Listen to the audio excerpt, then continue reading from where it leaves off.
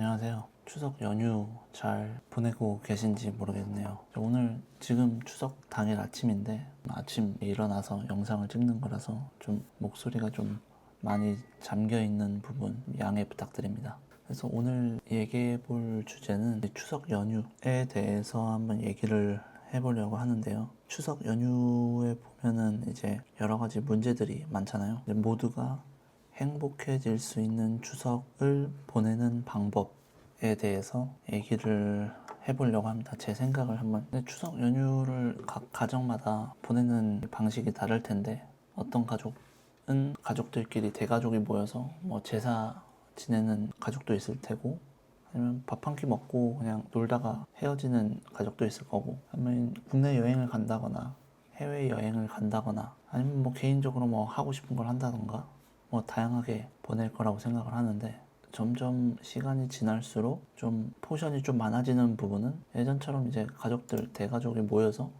뭐 차례를 지내거나 뭐 이런 문화는 조금씩 없어지는 것 같아요. 저도 뭐 시골에 내려간 지 정말 오래됐고, 지금 각자 가족끼리 그냥 소규모로 보내는 경우가 훨씬 좀 많아진 것 같아요. 제 주변을 봐도. 이유와 뭐 여러 가지 이유가 있을 텐데, 일단 뭐 명절 스트레스, 뭐 예를 들어 주부들 같은 경우에는 뭐 명절에 와서 뭐 음식하고 뭐 하고 치우고 뭐 이런 스트레스가 있을 거고, 학생들 같은 경우에는 오면은 뭐 공부 잘 되냐, 뭐 대학은 어디를 생각하냐, 뭐 자기 누구네 누구 아들은 뭐 수능 잘 봐서 이번에 뭐 서울대를 갔다더라, 뭐 요런, 뭐 아니면 뭐 모의고사에 뭐 1등급을 맞았다더라, 뭐 요런 비교 베이스의 약간 좀 이런 스트레스.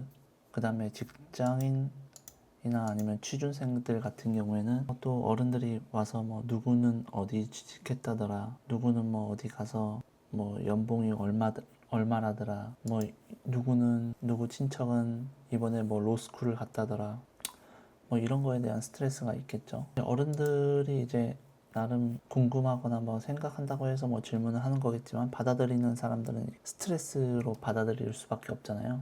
그 학창 시절에 뭐 공부하려고 했는데 방에 갑자기 엄마가 들어와가지고 공부 왜 안 하냐 하면은 공부하기 싫어지는 것처럼, 그냥 알아서 어련히 할 건데 약간 주변에서 좀 그렇게 질문, 퀘스천이 막 들어오면은 더 빡치는 것도 있기도 하고, 그런 이유들로 인해서 소규모로 추석 연휴를 보내는 것 같아요. 그리고 그 상단에는 뭐 가족 공동체의 변화도 있을 것 같고, 핵가족 시대이다 보니까 예전에는 뭐 시골에서 모여서 뭐 큰아빠는 뭐 걸어서 20분 거리, 작은아빠는 걸어서 뭐 10분 거리, 뭐 이렇게 옹기종기 모여 살았다면, 이제는 시골을 떠나서 도시로 가게 되고, 그러면 자연스럽게 왕래가 감소돼서 거의 뭐 1년에 한 번 보면은 많이 보는 거고, 몇 년에 한 번이 거의 뭐 디폴트가 된 것 같아요. 친한 친척이 아니면. 그렇게 되니까 뭐 만나도 누가 누군지 모르는 경우도 많고, 와서 뭐 엄마 아빠한테 가서 저분 누구냐, 아니면 님 누구세요, 뭐 이런 일도 많이 발생을 하게 되고, 그렇다 보니까 명절을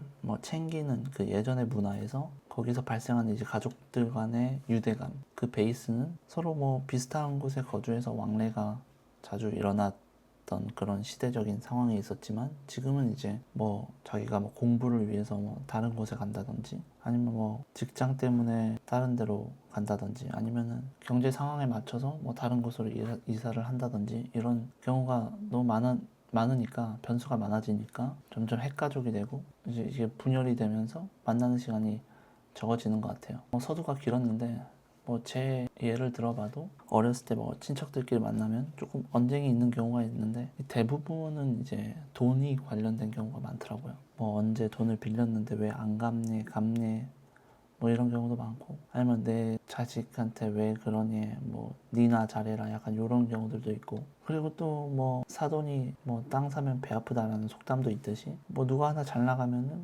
뭐 시기하는 사람도 생기게 되고, 돈 벌면 좀 베풀어라, 뭐 이런 경우도 있고. 이게 뭐 괜히 나온 속담이 아닐 것 같거든요. 그래서 저도 이제 추석 때 내려가는 빈도수가 많이 없어졌고, 이 명절에 관한 그 명언이 있잖아요.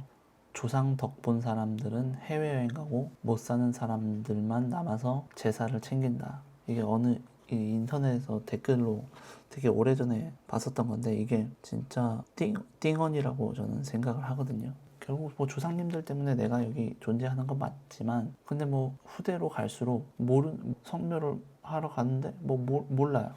이거 뭐 모르는 사람 묘 관리하고 또 먹을 거 바리바리 싸들고 가가지고 막 더운데 산 가서 올라가서 뭐 땡볕에서 뭐 차례하고 결국 이거 내가 지금 뭐 하는 건가? 누굴 위해 하는 건가? 이런 의문이 생기기 마련이거든요. 차례를 지내서 내가 얻는 게 뭔가 이런 의문도 생기고 저도 그랬고 제 주변 사례도 봐도 사실 제사 지내는 문화는 거의 없는 것 같아요. 제 주변을 봐도. 그리고 지금 현재 이제 부모님들도 안 하려고 하는 추세고 예전에는 사람이 죽으면 미리 땅을 사놔가지고 땅 옆에 이제 이렇게 뭐 할아버지 묻고 할머니 묻고 막 이렇게 했다면 요즘엔 그냥 뭐 화장해서 뭐 안치하고 가끔 생각날 때마다 보러 가고 약간 요런 게 되는 거잖아요. 이제 한 달에 뭐 얼마 이제 돈 내면은 이제 알아서 관리도 해주고 하나의 이제 사업 모델로서 이제 그것도 이제 변해가는 과정인데 저도 솔직히 말해서 이제 뭐 제가 죽어서 뭐 무덤에 묻힌다. 저는 이거 제가 후대 사람들에게 끼칠 엄청 큰 민폐라고 저는 생각을 하거든요. 와서 뭐 예초해야 되지. 밖에 와서 뭐 올라와서 오는 것도 문제인데 와서 뭐 먹을 거 싸들고 와서 뭐 막걸리 뿌리고 절하고 뭐 무덤 뭐 잡초 뜯고 관리해야 되고 민폐거든요. 민폐. 저는 그렇게 생각하고요. 그래서 서두가 엄청 길었는데 그래서 앞으로 어떻게 될 거냐 제 생각에는 지금도 그러지만 뭐 여유 있으면 뭐 식당에서 밥 한 끼 차려 먹고 집에서 막 이렇게 하기보다는 밖에서 먹는 게 편하고 좋잖아요. 이게 점점 더 심해질 것 같고 그리고 친척들이 모이는데 친척들 만나는 것도 수준이 약간 비슷비슷해야 돼요. 누구는 뭐 어디 좀 상황이 좀 안 좋고 경제적으로 뭐 좀 안 좋고 집도 뭐 좀 하급지 뭐 살고 이런데 뭐 누구는 뭐 강남에 살고 이러면은 이 아무리 친척이고 아무리 뭐 피가 엮여 있고 한다고 하지만 조금의 약간 시기 질투가 있을 수밖에 없거든요. 이게 그 인간의 본성이기 때문에 그렇다 보면 어느 한쪽이 뭐 의도를 하든 의도하지 않든 조금씩 뭔가 이제 그런 감정이 생기게 되면서 뭐 예전처럼 가족 뭐 이런 거 좀 줄어들 수도 있고 그게 이제 차이가 나는데도 잘 유지가 되려면 어느 한쪽은 좀 내려놔야 된다고 저는 생각하거든요. 먼 친척 같은 경우에는 그냥 아는 지인 수준에 머물 것 같다. 그리고 돈이 엮여 있으면 되게 피곤하다. 특히 가족들끼리 돈이 엮여 있으면 되게 피곤해 할 것 같고 그러니까 돈이 안 엮여 있으려면 뭐 집안 대대로 뭐 건물이나 뭐 돈이 좀 많이 내려오면서 뭐 받고 이러면은 다들 해피할 수 있는데 어차피 한국은 상속세 때문에 그 2대만 걸쳐 내려와도 거의 게임 리셋 수준이거든요. 3대를 내려오면은 게임 캐릭터를 아예 다시 만들어서 로그인하는 수준이고 이렇게 되거든요. 그러니까 뭐 조상님 묘 가서 뭐 벌초하고 성묘해도 이 상속세 때문에 내가 내려와도 뭐 조상들 뭐 잘 살았다고 해도 뭐 받은 게 없으니까 이거 내가 왜 하는 건지 뭐 나한테 뭘 해줬는데 왜 좀 약간 성가신 일을 또 해야 되고 그리고 내가 가서도 내 자식들이 또 받아서 해야 되는 문제도 있을 거고 또 왜 해야 되는 거야. 좀 그렇거든요 이게. 그러니까 제 생각에는 이런 원망을 안 받게 하고 안 주게 하려면은 상속세를 조금 만져야 되는 것 같아요. 그래야 이제 조상님도 이제 가서 즐겁고 나도 뭐 가벼운 마음으로 아 조상님들이 이렇게 나에게 이걸 물려줬으니까 나도 성묘를 해야 된다 라는 동기부여가 조금은 이제 생길 수 있잖아요. 재용이 형도 상속세 내려고 뭐 대출 받고 이러는데 일반 사람들이 뭐 예를 들어 뭐 강남에 집 한 채 있어가지고 받았어요. 이거 한 2대 걸쳐가면은 팔아야 되거든요. 그러니까 너무 억울한 거죠 조금. 그러니까 있는 집안은 좀 해피하게 조상들 모시고 위에서 부가 안 내려오니까 젊은 사람들은 점점 더 이제 반발심이 생길 수도 있는 거거든요. 여기는 뭐 나한테 해준 게 없는데 내가 왜 또 이런 일을 해야 하나 라는 생각이 들 수도 있고 세금이 줄면 나도 열심히 할 명분이 생기고 상속세를 대폭 감면해서 나한테 우리 할아버지 뭐 한강뷰 아파트 살고 있어요. 그럼 언젠가 나한테 올 거 아니에요.